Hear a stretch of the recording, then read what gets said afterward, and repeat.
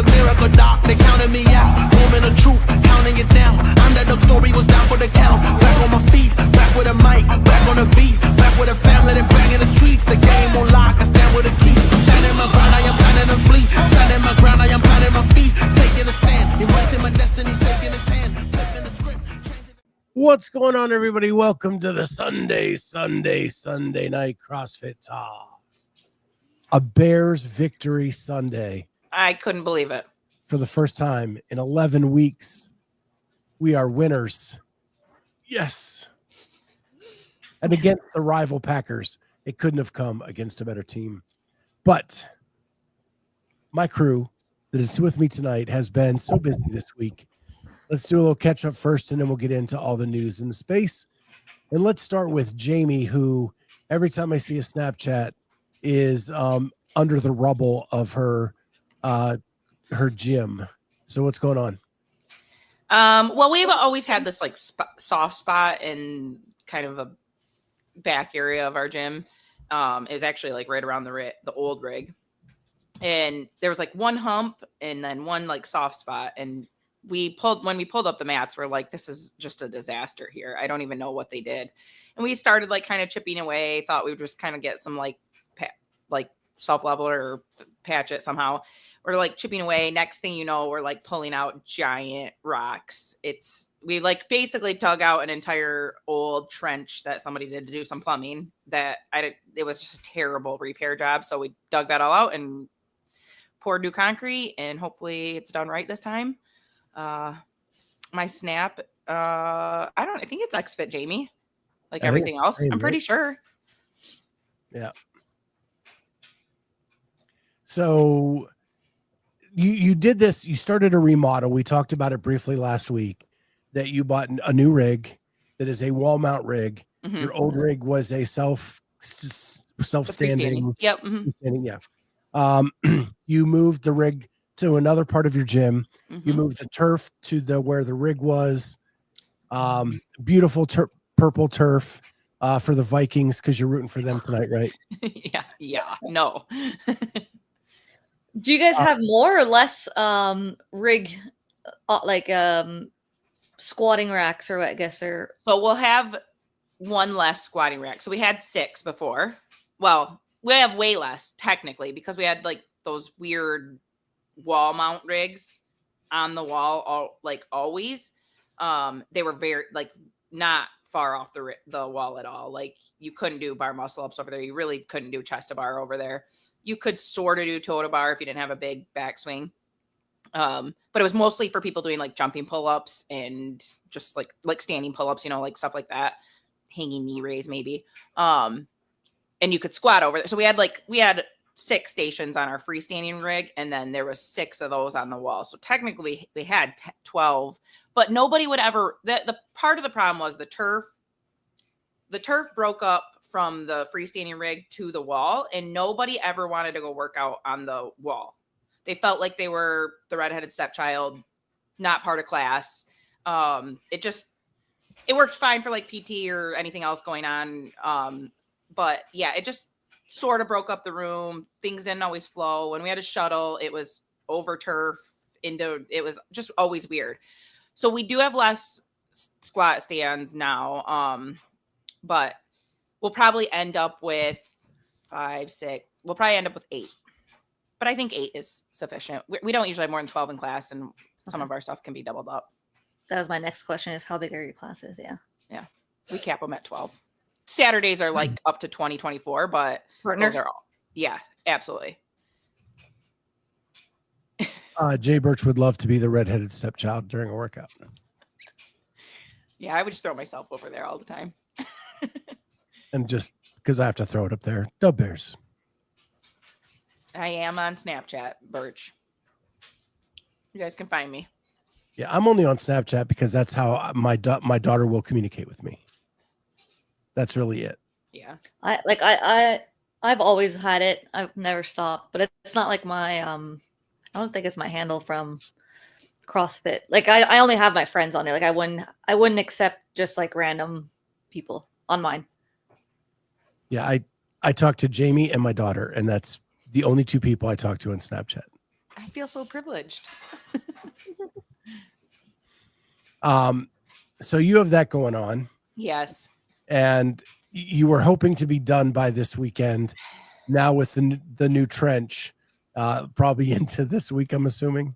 Yeah. So technically it says 7 days to like fully, I mean, well, actually concrete says like 28 days, but like load bearing, like fully load bearing, like 7 days. So we did pour that yesterday. So next Saturday, we'll probably put the mats back and open up that space and maybe suggest not like heavy deadlifts or crazy stuff over there for a while. But there is a lot to figure out with like wall ball targets, like I don't know how people do this stuff. Like we have gone over bar height numerous times, tried to put up wall ball targets. We also got the A-frame hangers, and I guess I don't know how other gyms do it. Like, do they not do wall ball targets on the posts that have the A-frames? Because it's weird. Like we hung one and put a wall ball target up, and like I feel like you're constantly gonna have to be like taking the rings off or the rope off or whatever you have, or the wall ball target won't be usable. It's like, I don't know. It's just crazy. I don't know. My first ever gym, the first ever gym we were in, we had wall mount, and we went away from that, and the 3 gyms after that. Yeah. And then I went to Polaris, and it's freestanding too. So we have both options at my gym. Yeah. Wall and then on the rig. I feel like freestanding rigs are kind of the gold standard, right? That's what you want to put in if you can. It breaks up we don't have good space. The way CrossFit's gone with 25 foot, like needing 25 foot for things, it wasn't going to work out great for us. And I didn't necessarily want to go to a wall mounted rig, but I think it opens up the space more. So hopefully it just feels bigger, and I don't know. Have you sold off all your individual wall? No. I might be interested. Okay, we've sold 3. I think we have 1 left of the wall ones that I put up on Marketplace. Yeah. Okay. But we have a ton of the freestanding. I need to like portion that out, and you could make those you could put those to a wall as well, right? So I'm gonna like piece off that stuff as well. Okay. Yeah, it's like the right size for a section of my garage. Oh, perfect. And I don't have like a bench or like a place to bench or squat, and it's perfect for both. And it's actually in the price range I would be looking for. Perfect. Yep, I can reserve one of those for you. So Carolyne, tomorrow's your birthday? Tomorrow's my birthday. Yeah. So happy birthday tomorrow. Thank you. And you just got back from California? Yeah, a couple hours ago. I got back, put my bags down, and then my freezer was making a noise that it wasn't on. And I was like, oh, great.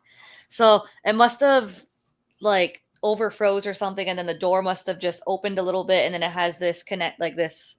It'll just automatically turn off. So threw away every single thing that was in the freezer. Then went to the grocery store, then meal prepped very quickly. So I had a lunch tomorrow at school. Right away. I think it was at that point 7:40. So I was like, oh, gotta get ready for the podcast. So didn't have much time yet to unpack everything, but nothing broke of what I saw that was maybe fragile when I was traveling. So very happy with that part. I left with 1 hockey bag, and I came back with a more full hockey bag and another suitcase. So like my hockey bag was 47 pounds, and I think my other suitcase was, which I stole from Lex, was like 40 pounds. So how I gained that much of stuff in the 2 weeks is, I don't know. Did you just get a ton of Christmas gifts? Apparently, yeah. A lot of like big kitchen appliance stuff that were taking up a little bit of room. Craig says happy birthday. Bruce Wayne, happy early birthday. Thank you. Denise Moore, happy birthday. And if you didn't watch my countdown of podcasts for 2024, my number 1 podcast was Denise Moore. Interesting. So congratulations, Denise, on that as well. And Julian Eifert, Bears won. Yes, they did. We've went over that, I think, 3 times now. Let's go Lions. All right. So my weekend has been crazy. I was at the hospital 7:30 a.m. Friday morning. I was shocked. Back into rhythm. I'm back in sinus rhythm. Just checked it about 20 minutes ago. Still in sinus rhythm. So we're good on a new medication to hope to keep it there. But man, I feel so much better today. That's Like, good.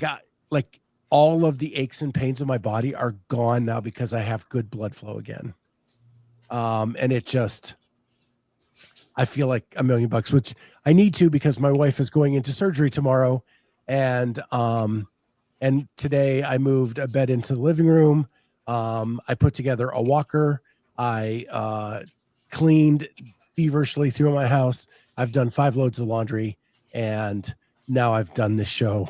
And then we have to be at the hospital at 6:15 a.m. tomorrow with her. And it's about a 2-hour surgery. So I don't know what all that means tomorrow, but and then she's staying overnight at the hospital Monday into Tuesday so that they can start her rehab there.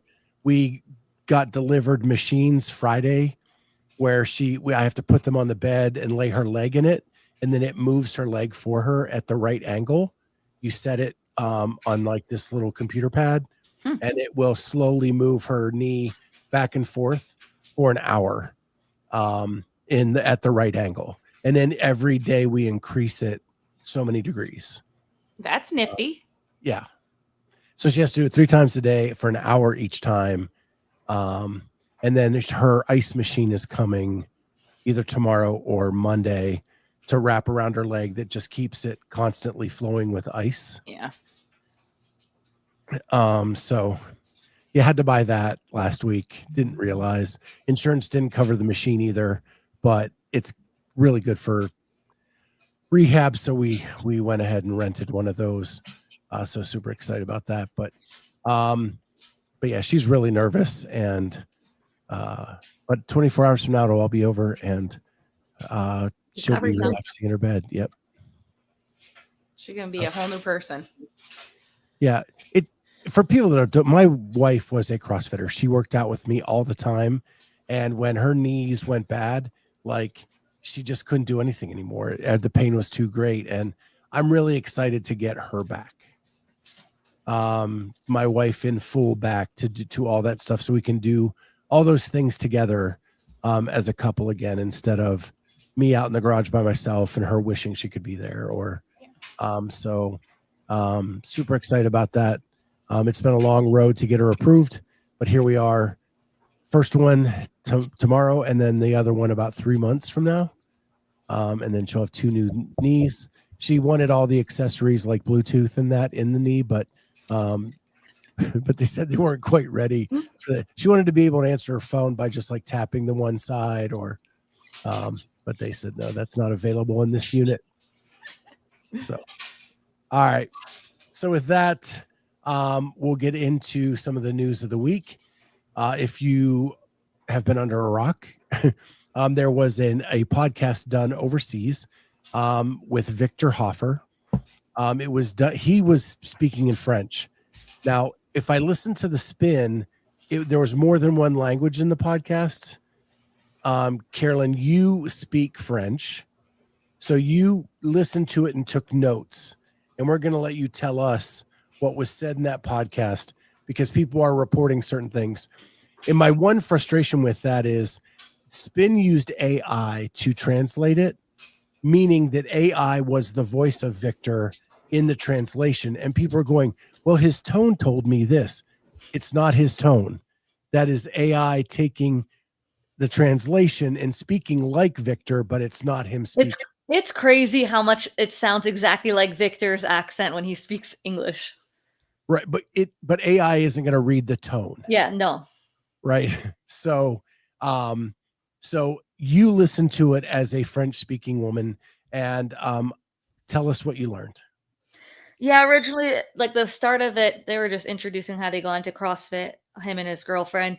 I think his girlfriend speaks a little bit of French, but mostly English, and I think maybe like a German. I think there was someone that was talking to her in another language. I assumed it was German. But essentially he talked about the season. He talked about the 3 stages that was going to happen. And he mentioned May, August, and December. Since then, other people have thrown around September instead of August. So it would be May, September, and December. And he said August and December. He talked about how some of the athletes plan on just doing that circuit and other ones will be doing both as long as it doesn't like interfere, and he doesn't think it'll interfere. How they like chose the athletes. Will talk to a lot of the main managers in the space. And this was like the new part that like when we listened to all of the Will interviews, like he talked about his leaderboard of Rogue and the games to kind of form like a top 16. And then from there, they picked like 4 extras.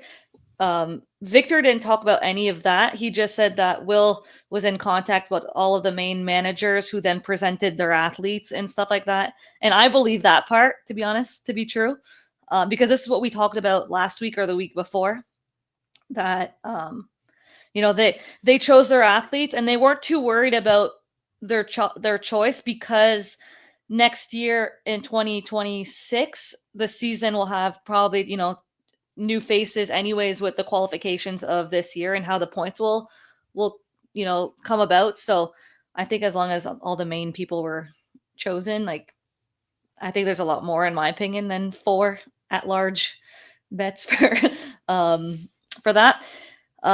They definitely want to explore the European market was one of the things that he was happy about. The athletes get a salary plus there's money at each competition.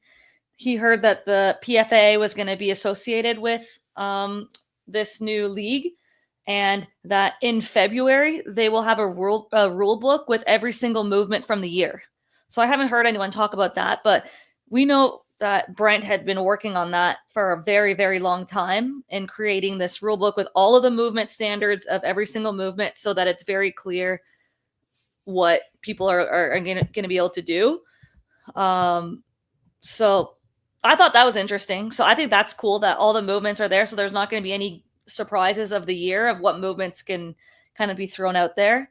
With a lot of times the movements their workouts getting released like early so that broadcasts and judges and everyone can know about that. He's still recovering, taking awesome. things. What's that? I think that's an awesome piece. Yeah. Because I like that for the sport. I have been in the media pit where we didn't know what the standard was on a movement and everybody's asking each other, like, should that have been a no rep? Should that not? And because it could be one way or another in the standard, we don't know. And we're there covering the sport. What do you think the audience at home's doing?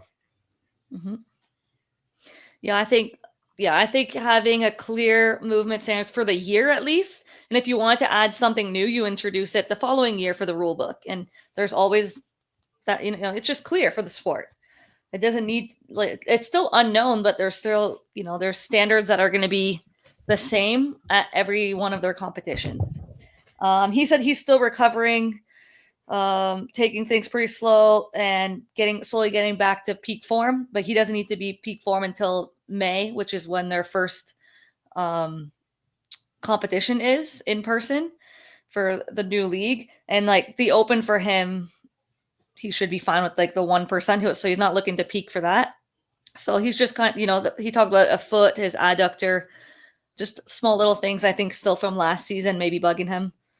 So recovering from that. And then he talked about his life as a full-time athlete and how he has to be an influencer as well. And he just kind of gave advice to younger people in the space as they're developing like in the sport, if they want to make this full-time. Like he had a manager, which really helped him out. But sometimes he said that managers, some people just don't really need them yet. And so he talked about that and the importance of his family support and stuff like that, because he wouldn't have been able to go full in if he hadn't had the family support to allow him to train full time for these years that he went all in on the sport. So yeah, I think that was the main stuff. And then they started talking to the girlfriend on her path. So I didn't listen as much after that. So one of the questions that has come out is that he supposedly mentioned that in 26 Yes. they may go for exclusivity. Mm-hmm. Um, Sorry, I forgot. I skipped that part. Yeah, Okay. so he talked. I was just like trying to look at my notes. I must have missed that. Yeah, so he talked about this first year it being people could do both, but then in 2026, as people just kind of get their feet wet within it and kind of get a feel for what the league is in 2026, it would be more exclusive.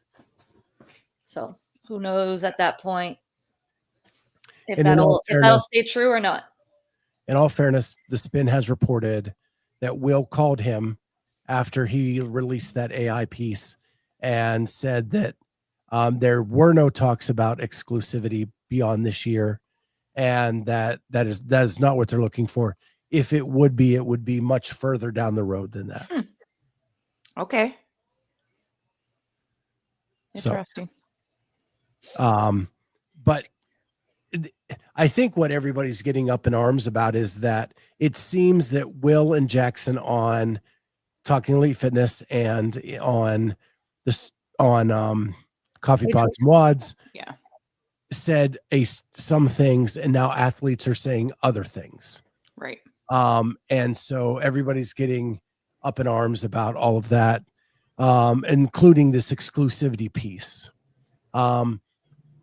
I know you watched some of the other interview. Did you see much contradiction, Carolyne? No, just a few points that just haven't been brought up, like the rule book being released in February. That was new. The exclusivity part, that was new. He talked about the managers presenting their athletes. That was new, but also was not surprising because like I said, we talked about that. The rest of it was basically in line with what we already knew about the new season in terms of the payment. No, none of the athletes are really going into detail on their salaries.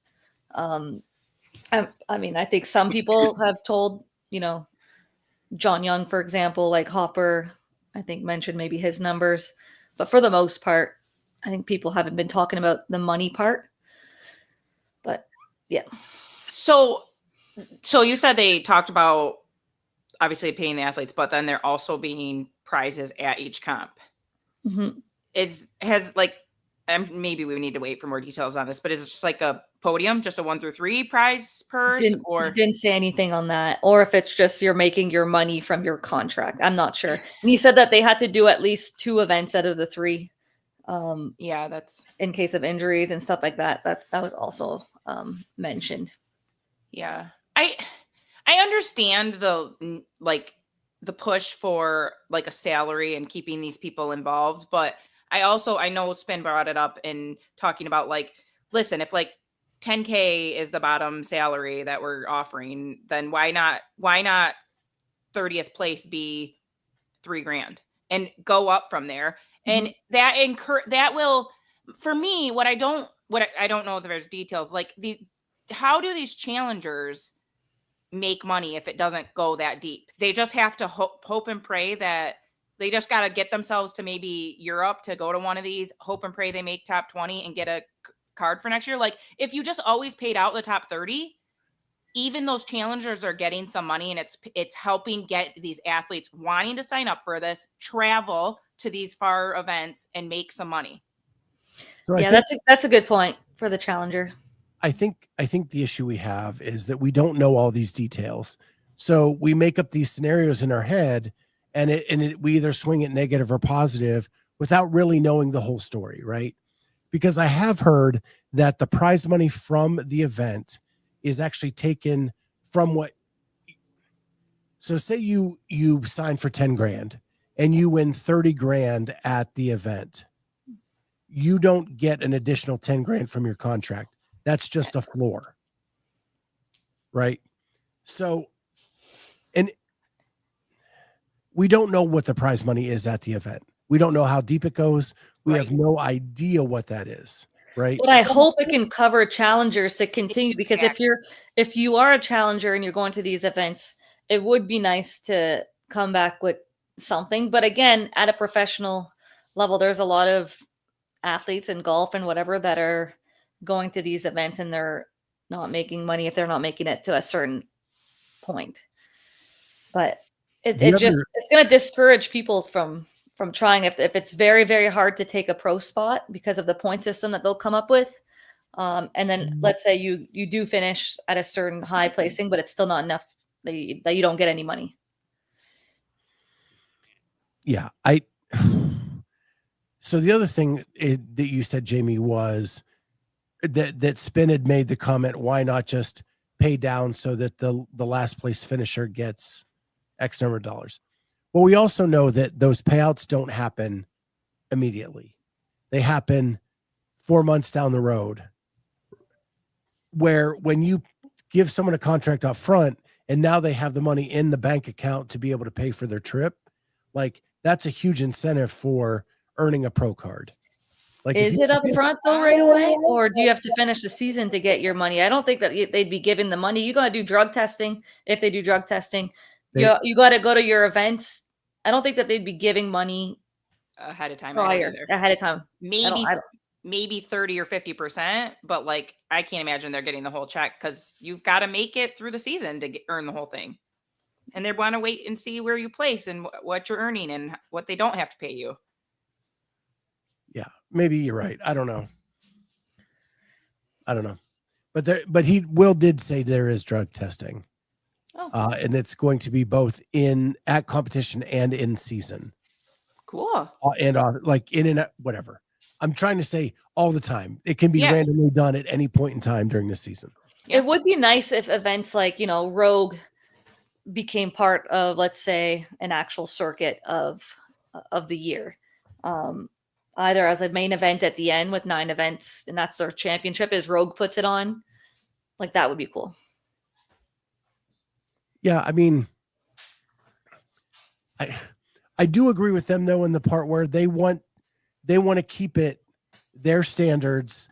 If you're going to do a burpee, you're going to do our standard of burpee, and some of these bigger comps don't want to do that. Yeah, I agree. I like that they're putting on their own events. I think that's good. While it's small, I think that's fine. Now, maybe you can form partnerships and agreements later once you've proven your concept. But I think it's, in here, people are saying Rogue is too close to CrossFit for that to happen. Rogue is adding the WFP as a point earner for their leaderboard. To select the 20 athletes. I think Rogue would take any opportunity. I don't think Rogue is necessarily tied down to only CrossFit. They're trying to expand. They're like outside. They're going to college D1 programs, outfit. Like, I think any opportunity that presents itself that seems interesting to Rogue, they would jump on it.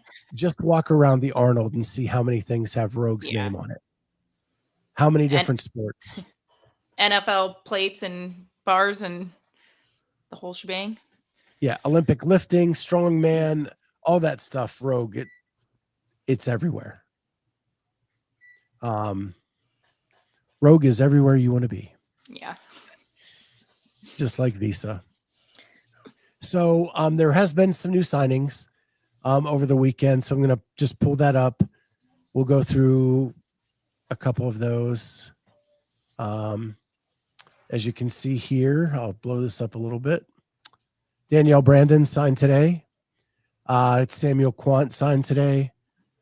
James Sprague was yesterday. I think Ariel and Emily were Friday. And Guy was somewhere in that range too. Jay Crouch and Maddie Sturt signed on the same day. Surprise, surprise. Bethany Flores, Ricky Garrard, and then the rest have been signed for a while now. But the roster is pretty full. We're probably at around 30 at this point. Yeah. Still some big names out there. I'm waiting to see if and when they sign. My last take on this, and I mentioned it on the round table, and then we got some comments between then and Friday. But like I get irked sometimes. Wednesday I was really irked. I'm just gonna say, like, I watched Around the Whiteboard. On your birthday. riff. And I watched around the whiteboard, and then I watched the spin, and I just was like, everybody is attacking the WFP in this with all this negativity. We have been bitching about the CrossFit Games season since 2018 when everything changed. When Greg said, hey, enough is enough. I'm done funding this thing. We're going to do it differently. And then it has changed every year since then.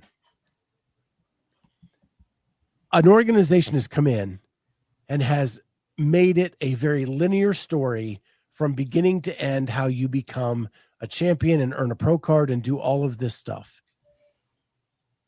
Why can't we just give them the benefit of the doubt and let them try? CrossFit has not moved anywhere toward what we have been bitching about for all these years.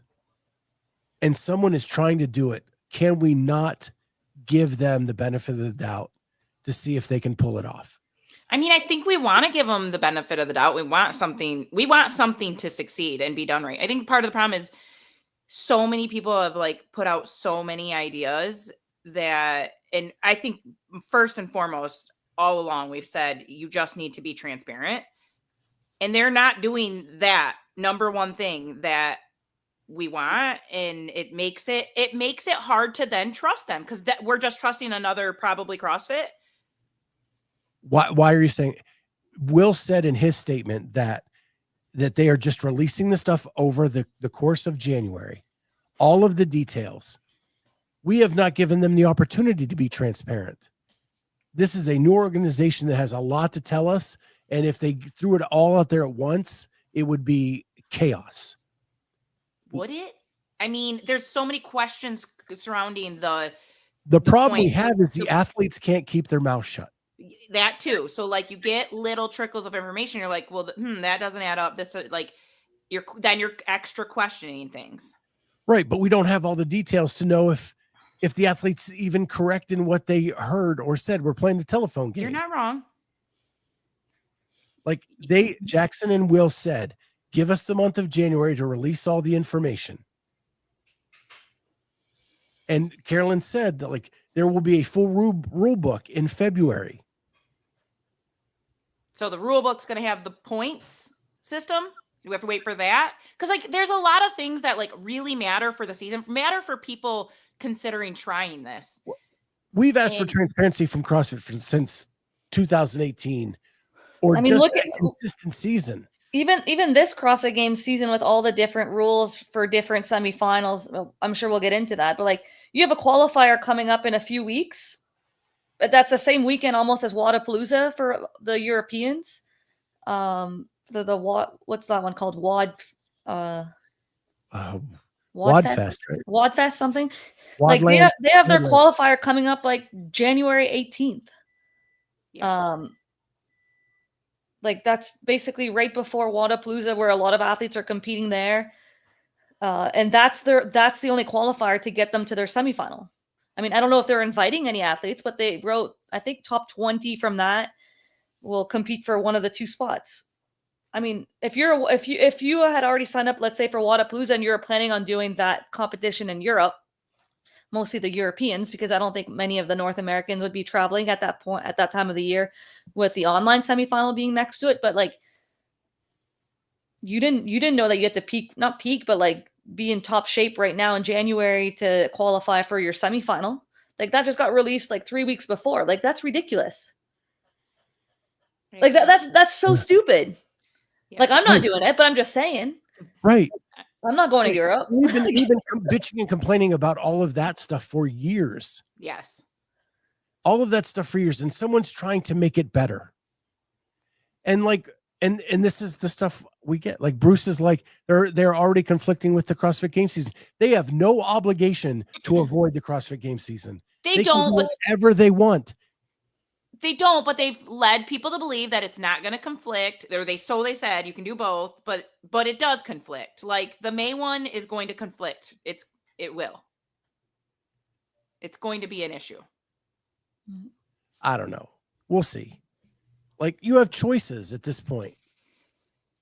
You're going to get to the point where you don't have time for those choices. Like you don't want to know in February, like I mean, it's like about 3 months maybe, but like you would like more time to plan a trip in May if you need to. You would like to know where it is.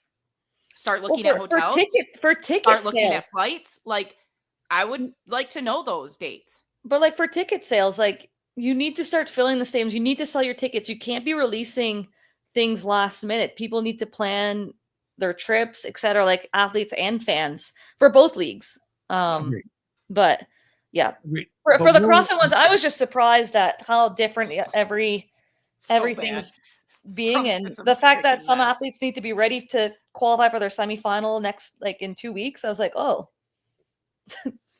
So this is the last thing I'm going to say, and then maybe we need another show for this, and maybe we'll have more information next week about this.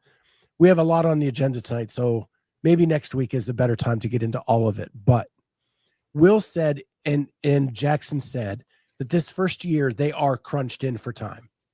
But the plan is to give ample opportunity and time for and my guess is the rule book isn't going to change that much year to year. It's going to be tweaks and little adjustments. And he said that in the fear of having leaks, we're going to put it out so early the following year that people are going to know everything. Love that. So again, they said that up front, right? It's not like they said, hey, the rule book's coming out in November and then January 3rd, here you go. Like CrossFit's done for the past 5 years. Yeah. Right? Like, let's just take a breath, give them some time to put this out. I think they have a plan. I do think they have a plan. I really do.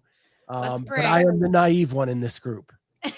No, I'm a believer. I think it's gonna like I have faith in what they're putting together. I do think that I don't know if they had it planned right to start this year, or after everything that happened with the games, they were like, this is the time. Like we got to put all our chips in right now to get this thing going. And then they had more people buy in, and people were looking for maybe something else to explore. So I will say this: if done right in 2026, they could possibly go exclusive and make the athletes decide. And at that point, if CrossFit wants to sell off the company and this is something that they could sell off, like, I mean, they wouldn't have to worry about the money that they spent on the games. And I don't know. I guess we will see, but that can be another discussion for another day, though. If you go back and listen to my interview with Will right before the Syndicate crown, there are indications in that interview that something was coming. And that is before anything happened at the games. Now, could their timeline have been bumped up? Sure. But there are definitely indications in that interview. If you re-listen to it, I didn't know what I was hearing at the time because it's a lot easier to understand now. But there's definitely, he knew something was coming at that moment. Well, yeah, I mean, he said that. Like they had a plan, whether it was this gym that was going to profit for kids or whatever. There's been a plan. It just changed. It morphed. Yeah. And we don't know what the plan was then. And I'll just take him at his word. I have reached out to him. I have gave a lot of things I want to talk to him about. Right. On and off the air. So I'm waiting to hear back on that. And hopefully we can have this conversation with him. Yeah. So with that, let's move on for now. And we'll come back to this, I'm sure, next week, as this is not going to go away. We already talked. Last thing on the WFP. And we talked about last week how it's not the top 20. It was, like you said, the managers got together, Spin put together using the rogue points. And it's actually not as bad as I thought it was. Right now, they have less than 4 outside the top 20 using the rogues point standards. Okay. On each side. And it was supposed to be 4 at large, and the rest came from the top 20. So he has it on his website, and he updates it as they announce more athletes. where they finished in the rogue points. And so it's not as bad as I thought it was last week. But that's if you trust the rogue points and how they do it. So news across the CrossFit Games season. So we're going to stop the WFP. We're going to talk about the CrossFit Games season. There was a joint announcement from the Fittest Experience and the Syndicate Crown that they are going to be holding events that are exclusive to North America East and North America West.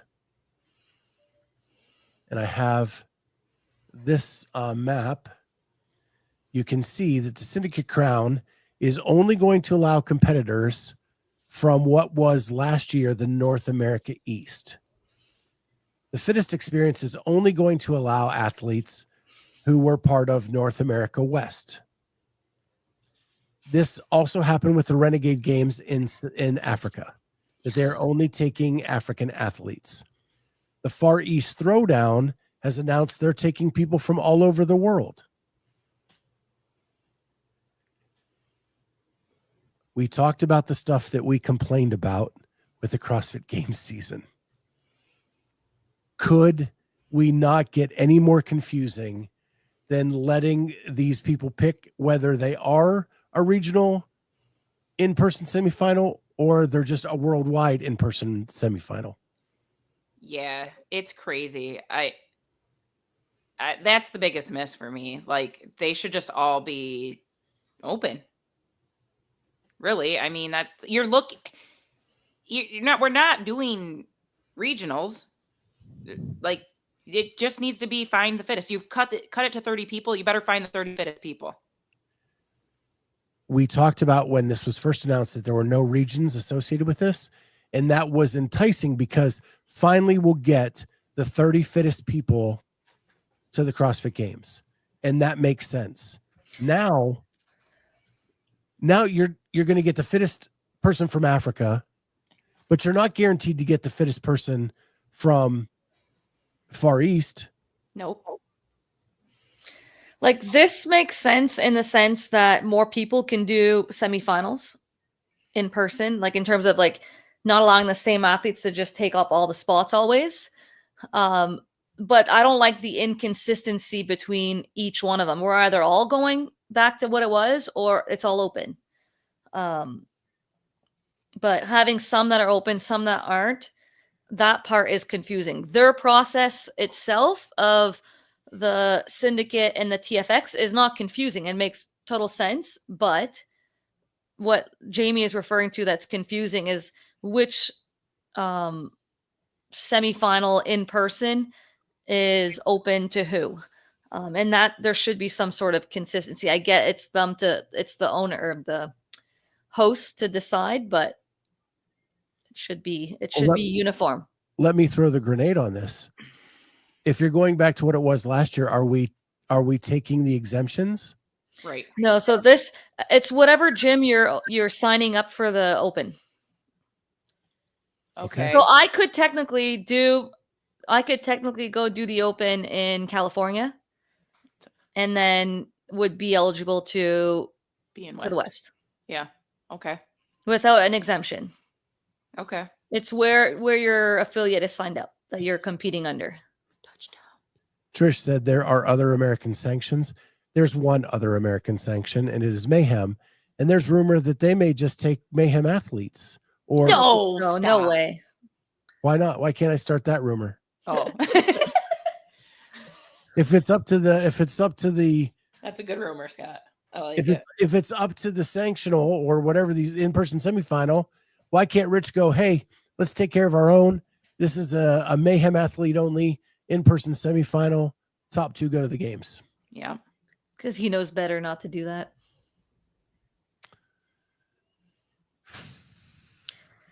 Lions scored. Yep, 7-0.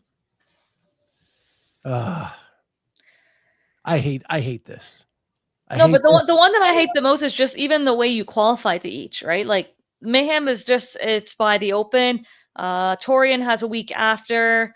WOD Fest one is in January. Yeah, that was weird. Get ready, people. I love Torians. I think that is the way to That makes sense. Yeah. Another one is in right before the Open in February, I think is another one, maybe. Oof. Other qualifier. There's an online qualifier for one of them. And then there's still some that we don't have the details on. So Jay Birch, I think you're confusing the elite semifinal with the community event. The community is inviting the top 30 people from the RX division of TFX. And then additionally through other aspects like the Open, things like that.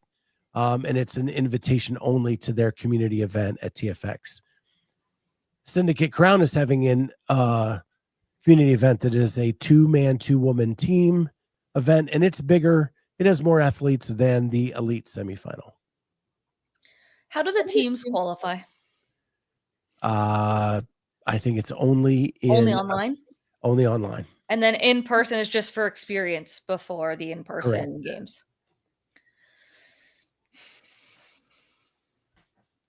Interesting. Very interesting. This leaderboard being locked the day after is mind-boggling to me as well. It's CrossFit. So did we need a fall open for this to actually work like it did before? A full? Yes. A fall. Like do it in October like they did before. That was to allow the leaderboard to get finalized, the video reviews. The all-time low attendance for an open. Yeah, I don't think we want to go back to that. I don't think we want to go back to that.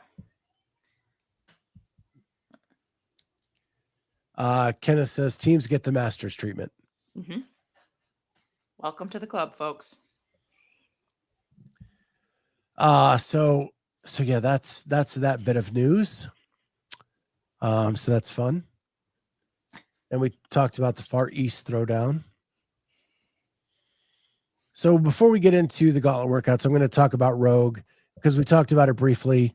They did change their point system for qualification to Rogue by adding the WFP and all in-person qualifiers from the CrossFit Games season. So both of those are ways to earn points in the Rogue point system. They've also announced when the 2025 Rogue Invitational will be, and it is October 31st through November 2nd in Aberdeen, Scotland again. Carolyne was there this year, said it was an amazing experience. I'll let her finish if she wants to say any more. No, I mean, that was awesome. I love Rogue. Awesome. So if you guys have your Gauntlet workouts in a typed form and want to email them to me while we're talking about some of the other entries that came in, I'll be able to pull them up that way. I don't have mine in typed form. Okay. I can try to type it. I did not listen. I needed to put more time into this, but I've been at the gym for I can just send it to. I can just select and then email it to myself quickly. Okay, I'll start with mine so you guys can rip on me first. I'll be and then we'll go to the contestants, and then I'll pull up yours as the experts in programming afterwards. So I'm going to share this window.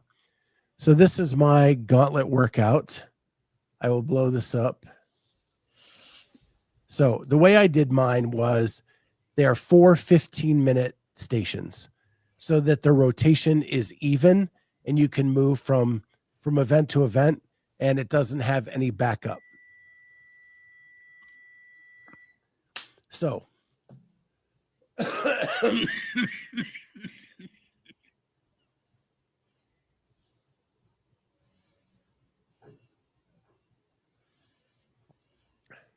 okay. So here we go. So the first station is a 2K row. 10-minute time cap and then a 15-minute transition time. Because this, you're going to need a little bit of rest before you go to the next one. And then we go to the Chief. For regular RX people, it's going to be the regular Chief. but 12 rounds for time, 3 cleans, 6 hand release push-ups, 9 air squats. For elite athletes competing, it would be 3 cleans, a little bit heavier, 185, 135, 6 handstand push-ups, 9 pistols. Then 3-minute transition from that 12-minute cap, workout 3, 5 rounds for time, 15 toes to bar, 30 double unders, 15 dumbbell box step overs, 50, 35, 24, 20, 10-minute cap, 5-minute transition, and then workout for the elite 5 rounds for time, 15 thrusters at 115.85, 20 burpee over the bar, and then RX is 5 rounds for time, 15 thrusters, 95.65, and then 20 burpee over the bar, cap 12 minutes. Love it. So I tried to not go too barbell intensive, so it didn't take a lot of equipment on the floor, but I wanted to give a little bit of everything, some gymnastics, the 2K monostructural row for pure cardio and recovery, and start that off as the first thing. Yeah. And the Chief is my favorite workout, so I wanted to add it somehow just for personal gratification.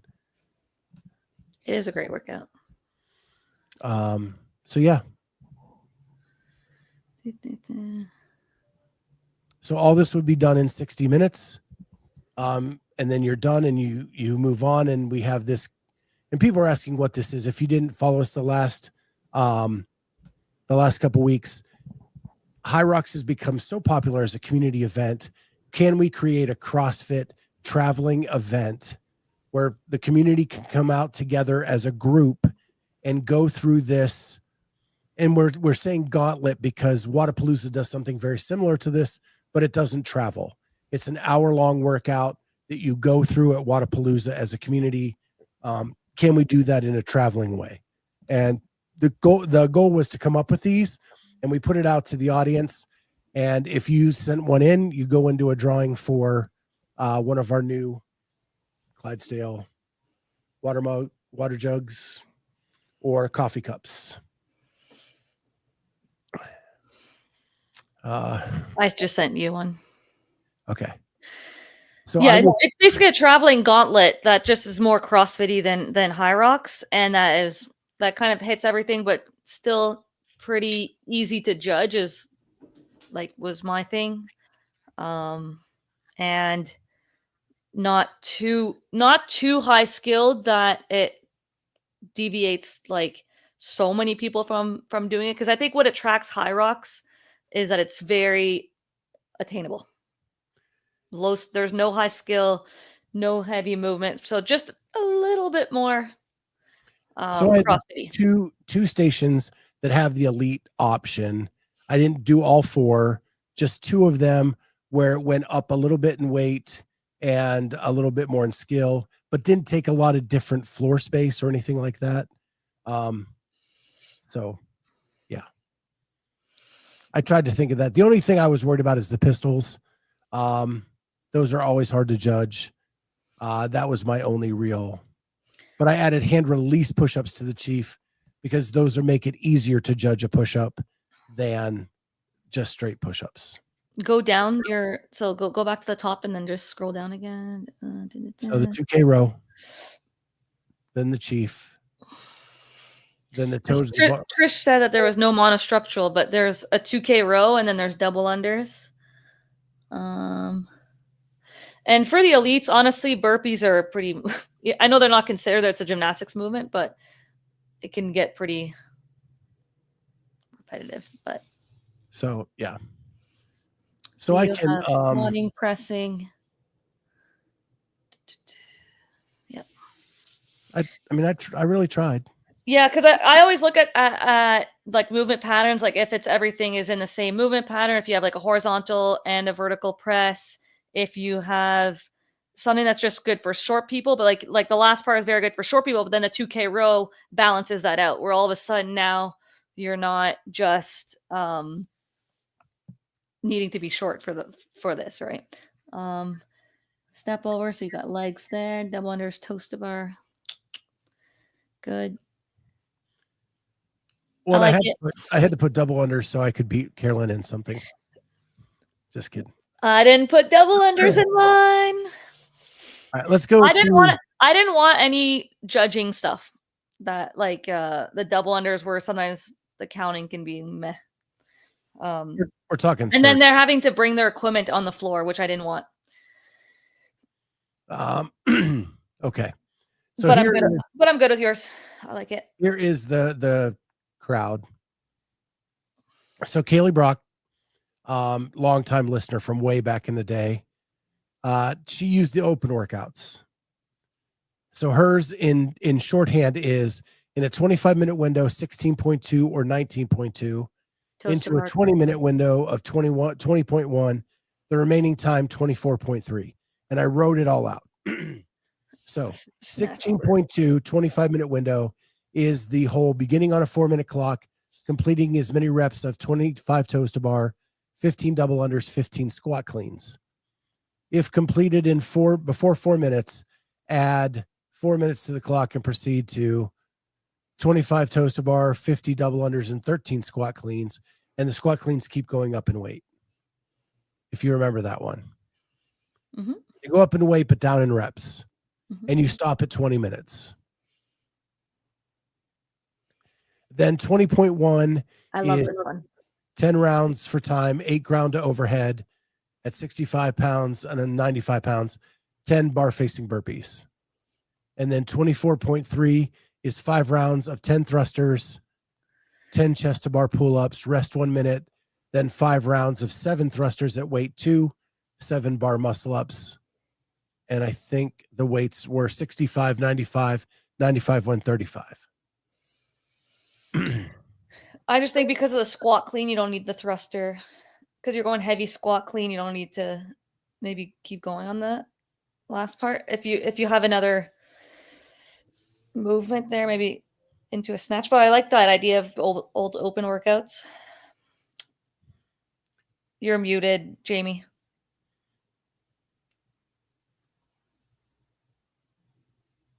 So sorry. I do love the idea of old open workouts. I think using a time gated workout in something like this is not a great idea. Like, yeah, for one, judging, someone's gonna some judge would mess that up and let somebody keep working. I think when you pay to go to these things, that's why people go to High Rocks, is they get to work out continuously for 60 to an hour and a half or whatever it takes them. And they're just moving through this whole thing. Like, nobody wants to only get through the 4 minutes and stand there for the next 16 minutes to move on to the next section. Like, it's got to be rounds for time or an AMRAP where they just get to keep trying things and keep moving. Agree. The way I looked at it, some of like a 2K row needs a little bit of rest before you go to the next thing. If you're giving everything you have on a 2K row, you're gassed. Yep. And so that's the way I built it. But it wouldn't be one there. You could pull back your 2K row and save 10 seconds for what you're going to make up on somewhere else. Like, if I look at yours, I'm not going all in on that 2K row. Someone's going to think they can beat their buddy by doing the 2K row. Good for them. Try it. You know that everybody falls into the trap. Yeah. All right. So then we have Pat Midgley. Ooh, let's see. He has a lot of caveats with his. Okay. It's a 60-minute version. Note, I like the simplicity of this as well as the flow. The gear list is relatively minimal, and there's only 1 plate change in the hour. I left 6 minutes at the end to reset for the next heat, which would still be pretty tight. I don't think it's a pretty good test and whatever. So then he says he tried to not do anything in common with High Rocks. Okay. Cool. He does have row ski and burpees. And then we can go over this later, but stage 1, 0 to 9 minutes, 21:59 for time with a 9-minute cap, row calories, burpee over the rower. Oh, that's mine. Stage 2. Jamie's signing up already. She doesn't even need to hear the rest. No, that's my work. That's what my first stage is. First Oh, okay. workout is. Stage 2, 15 to 25 minutes. AMRAP 10, 15, 12 calorie ski, 12 handstand push-ups, strict or kipping, 12 deadlifts, 12 toes to bar. Oh, and you're not seeing this. I need to stop sharing and sharing again. Here, hold on.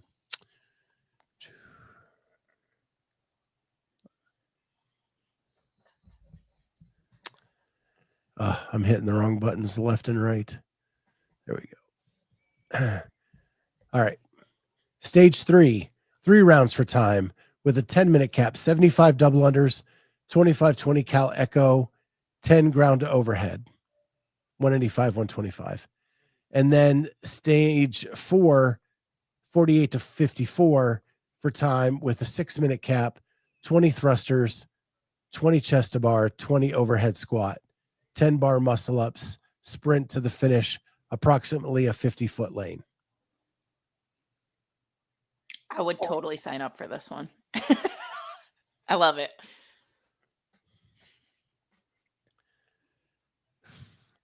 Thrusters, overhead squats. I think it's ground It's overhead. It's honestly not that much different than mine.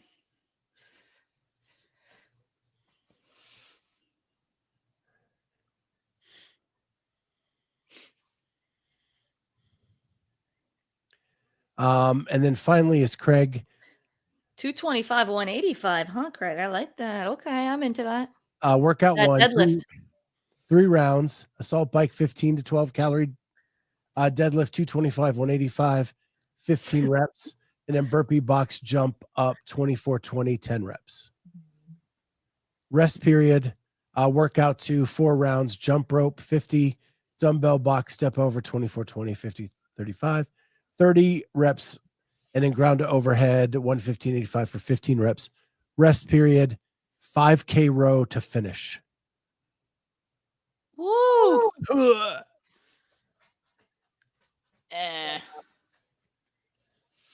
How many times would you want to sign up for that? Ugh. Yeah. After the deadlifts, I'm done.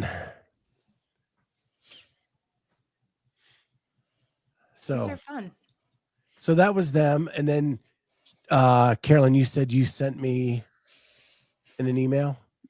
Yeah. Jamie texted me, so I don't know how to do that. Well, shoot. Mine, I didn't want any equipment that would like a rope in terms of like rope climbs. I don't want to deal with anyone falling from the rope. I didn't want to deal with any inverted stuff just because some people, if it's a mass participation thing, I just didn't want to deal with certain movements. That was one of my restrictions that I had. All right. Here is Carolyne's. Station 1, 0 to 15. 400-meter run, 21 burpee to plate, 15 sandbag clean, hand release, and 9 bar muscle ups. 170 pounds for Regular skill. division. Yeah. And then maybe like a 70-50 or something. Yeah. A 3-minute rest. Fight Gone Bad style. Station 2, 3 times for reps, 1 minute of wall balls, 1 minute of double dumbbell farmer lunges. I just wrote the elite version for now. 1 minute toes to bar, 1 minute box jump overs, step down, 1 minute calorie row, 1 minute rest. 3-minute rest. Station 3, 39 to 45, 30 ground to overhead, 20 ground to overhead, 10 ground to overhead. Max reps in remaining time. Barbells are already set. There's no changing of the weights. Nice. Oof. 3 minutes rest. 48 to 50, 2-minute max distance sled pull. 5 foot is a rep. Rest 3 minutes. Station 5, 2-minute max distance sled push. The end. The sled pull was instead of the rope climbs. I didn't want to deal with that. So, and then just still testing some strength stuff.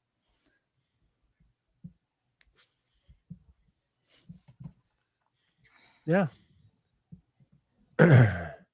Any way you emailed me that, Jamie? I'm trying right now. I'm typing. Hold on.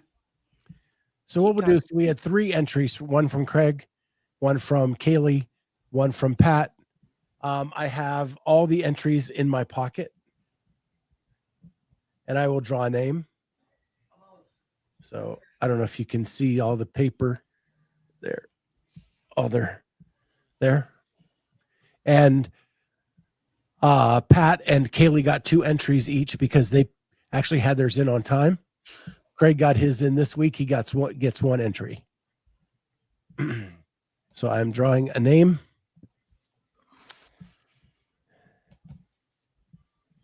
And that name is Pat. Woo. So Pat Midgley, you win either a coffee cup or a water bottle from us in this beautiful yellow Clydesdale Media etched water bottle. The coffee cup is same color, same etching, just smaller to drink your coffee and not over caffeinate.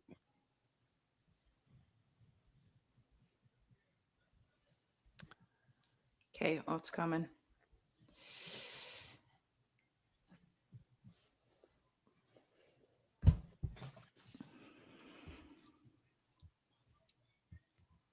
I was really struggling with same thing, like rope. Carolyne was an issue for me. Didn't want to bring out. I wanted, like someone said, you need a max lift in here, and I feel like too many plates on the floor and all that was. I do have a lift, but you'll see.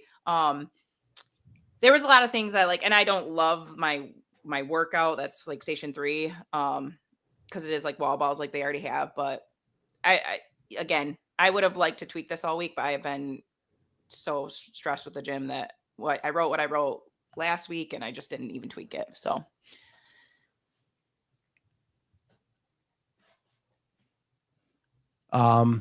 Jimmy, you want to go through, or do you want me to read yours? AMRAP 15, 12 calorie row, 10 burpee over rower. At 18, Grace, cap 5, Isabel, cap 5. At 30, 10 rounds for time, 15 wall ball, 10 chest to bar pull-ups, 30-foot handstand walk or bear crawl, and cap of 24.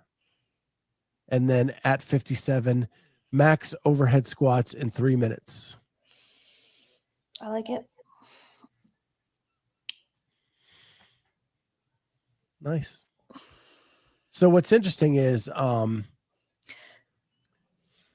Jamie and Carolyne did reps, rounds for time. I did every second counts. Every one of mine was a timed one that you finish each piece in each station and you add the 4 times together and come up with an overall time. So I thought about that, and that was a big thing. And I'm trying to, like, in my mind, think how station 1 would net, like how you could earn like point, like time off or time added to your total time, because that's what I was thinking. Wasn't every second counts, like you add in your finish times. And what happens if you get capped on, like on yours? What happens? That's what I thought about too. It would be cap plus. It just becomes hard. It does become really hard. Yeah. Like people want to know their score right away.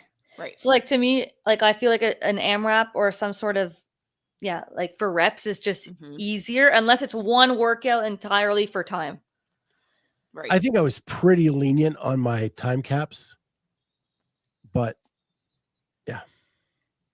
I like the concept of every second counts. I mean, that means something in the CrossFit world. Yeah. It was the 2008 games or 2008. And so I think it's nostalgic, and that's why I went with it. Yeah. I mean, this concept is not that far out there. The 2008 CrossFit games were this. Yeah. Do these 3 workouts. This is your time. You're talking about elite athletes versus like this would be a mass, and the fitness level would range even more than the games. Yeah. That's it. That's the only thing. That's what made it hard for this one, because it was like what movements can still challenge some of the top ones in the sports where they want to sign up for it, but not also defeat everyone else from going. So let's say you have a station where there's, a higher rep or higher skill movement. Maybe you just take no reps on that one, but you can still continue and do the elite version for the whole thing. But yeah, I just wanted movements that are easy to judge and not so far out there where no one wants to sign up to, but not so basic that you don't get the top people trying. I've told you this is my plan for, like, I've been writing it out and working on it for well over a year to host a comp. And this is why I like keep going back on points, times, like how you do things. But my concept is like these 1 hour gauntlets, and you get those people out of the gym and a new heat comes in so that you can run different. You can get more people signed up and you're not just there all day with the same 30 athletes or however many lanes you have. But one of my things that I want to do, kind of the way like I've wanted to see the masters competition run, is like, say my workout is the 10 round for time of the 15 wall balls, 10 chest to bar, and whatever handstand walk I have in there. Well, maybe that workout is like a similar type workout, but like it's like you got to figure out what like a bar muscle up versus a chest to bar, like what, like I would need Carolyne to test it and somebody else to test it, and like a bar muscle up would be 10 reps, a chest to bar would be 6 reps, a pull up would be 3 reps, and a ring row would be 1 rep. So like, and it's a lot of math, and I get it, but like that way the people who have the skill go do it, and they're clearly going to win the workout because they did the high skill movement. It's like, it's the same way I want to see. I know what you're talking about for those movements. You just get more points for the higher skill versus if you still want to do the, like say the 10, you're just not building up as much. Right. But they can still continue the race. So back when I was competing in CrossFit locally, we had a couple comps that did that. Like you choose your own adventure. Yeah. But it was basically reduced reps. If you're doing bar muscle ups, it's 5. If you're doing pull ups, it's 10. If you're doing Yeah. But you have to figure out what the correct conversion is. Yep. And I'm not sure everybody did that back then. They just threw something together so everybody could play. But I like this idea of a traveling gauntlet. Like the gauntlet is so popular at Wodapalooza. Well, every year, they do a great job with it. And just to have it travel in different cities would be nice, because like not everyone can get to Wodapalooza. So it's just like that yearly CrossFit travel that just, can hit different movements. And I think you come together with the community, and it's a celebration for an hour, and you get to cheer different people, and you have different stations, but it's our community. It's CrossFit. Like, I think it could work in terms of something, that would be cool in our space. And it's not really like competing with, these leagues or the CrossFit Games. It's completely different. It's just a community get together, a challenge that goes from city to city, and there can be an ultimate champion at the end, whoever has the most reps. And it's comparable. Like you can do it anywhere. And not to get too like, I don't know. The community needs something right now. We need something that pulls it together, where we all come together and hang out in the same place for a day, and we travel around the country, and every region gets to have that regional feel, like, again, where everybody kind of comes, and maybe a Carolyne Prevost shows up to a couple around her area, and Christy Aramo shows up to a couple around her area, and then you get to hang out with athletes you've watched over the years, and just make it a fun experience where we do show that we are a lot alike and not different. I don't know. I'm frustrated with the separation that we have going on right now. And I'd really like something that kind of draws it back into a global community again. Yeah. I agree. I mean, people always say like nobody cares about the teams, but I truly feel like teams, part partly teams, partly regionals that were close is what grew the sport to what it is. Like, it's a little more accessible. You get multiple people from your gym going, and that's why droves of people would drive to the regional to go cheer on their box. Like, I feel like that's what grew the sport. I think you just gave me an idea. Like, instead of going to like a convention center, it's a local affiliate that hosts for the region this, this thing, and then you have all the affiliates that sign up that are close by or that you want to travel close by to, and you're saving money. It's all things that people would have access in their box, and then they're running through heats maybe for a few hours, and it's a big community event. And then there's another affiliate maybe 2 or 3 hours away that they hosted a different weekend. You get a bunch of people coming together. It's one day of the affiliate to host, and I think that would be cool.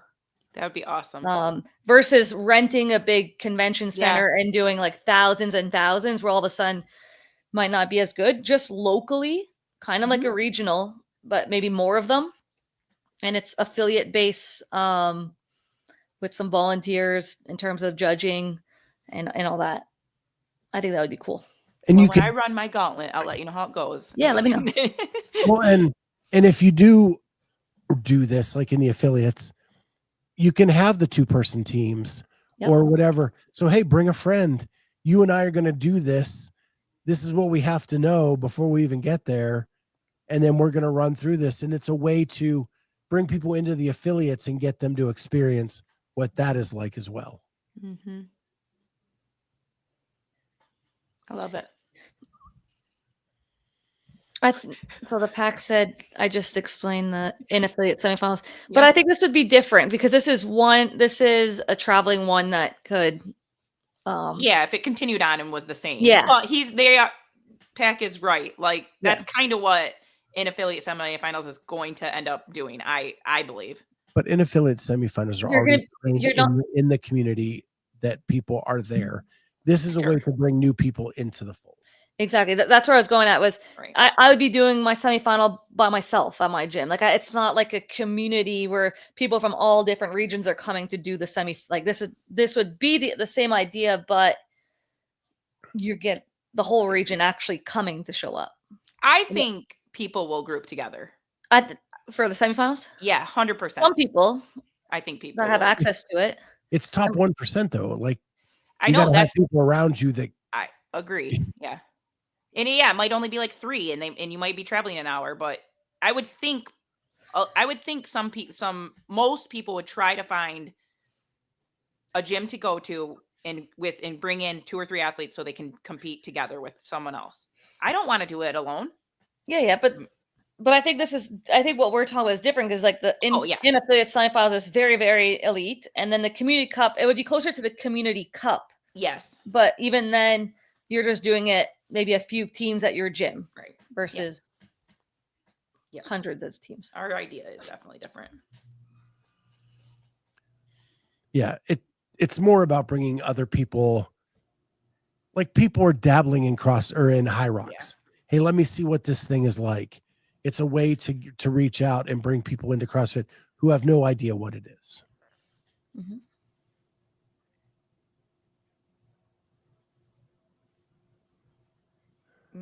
Sure. I don't know. That is a good question. Is CrossFit going to force it to be done in the affiliate you sign up under? No, I doubt it because you don't need to sign up under an affiliate. So you would just need to go to an affiliate to do the semifinals if you qualify. Well, have you signed up for the Open? No. Do you know that you? I mean, every year I've signed up before, I've been able to put unaffiliated. But everything this year is pointing to an association with an affiliate. I don't think so. I don't think it has to be. But I don't think you have to go. I just think you need to go to an affiliate. affiliate. Don't have a rule book, so who the hell knows? Who knows? That's a good question. We would just be speculating. Yep. And creating rumors that aren't true. Like Mayhem is only allowing Mayhem athletes. That would be irresponsible of us to say things like that. All right, a couple last pieces of news, and then I got to get to bed. Yeah, you do. So Emma Cary retired. Yep. one of the bright young stars of the sport. I said this the day after she retired. You know, we did her first ever podcast. Thanks to Kat and reaching out to her mom and getting to know her. And then I became really good friends with Emma over the years. And it saddens me that I am not going to get to cover her CrossFit Games career because she was something special. But I'm happy that she has found happiness and joy and contentment in life. And that is more important than any kind of sport. And I'm so happy for her. Yeah. Anything from you guys? No, I agree. She should do what makes her happy. And she went out on top. She won Wadapalooza, called it a career. It's not the worst way to go out. And another person I did his first ever podcast was Colten Mertens. And we actually had him and Ali on together a couple times, and officially they are now engaged. And so excited for them. Ali is one of the nicest people in the world. Every event, she is always, because Colten is a little shy. He's coming out of that shell quite a bit. Yeah, I don't know if he's shy anymore. But Ali was always like the voice of the couple early on. And now like Colten just says whatever's on his mind. But I'm happy for both of them. Super stoked for them. Yeah, it's awesome. Congrats. And I think that's about it for the week of news. Next week, we'll dive more into the WFP, and hopefully we'll have more details about the CrossFit Games season and how they will merge, combine, whatever. Maybe some Wadapalooza predictions as well. You know, John Young and I have a love-hate relationship. The spin really got me last week when he was saying that maybe the WFP becomes so big that it will then partner with CrossFit Games, and the games will be its finals. Well, if you think about it, if the WFP gets that big, do they need the CrossFit Games at that point? No. If that merger would ever happen, it would have to happen way before the WFP got that big. Mm-hmm. It would have to be rising, and then they decide to come together and work together to create one season. I think CrossFit would just sell the sports side of it and then allow them to use the name CrossFit if they wanted to. They're doing their World Fitness project. Did you see the prediction show? This was part of the prediction show. Did you see that Tyler picked that the CrossFit would be sold prior to the CrossFit Games? I mean, I can see that happen.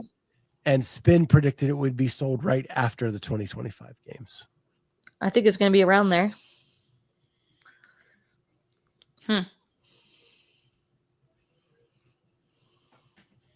Yeah. So Spin knows stuff behind the scenes that It's true. And so that one caught my eye. I will just say that. That got my wheels turning and I want to dig in more now. So maybe in the waiting room tomorrow I'll start doing some research.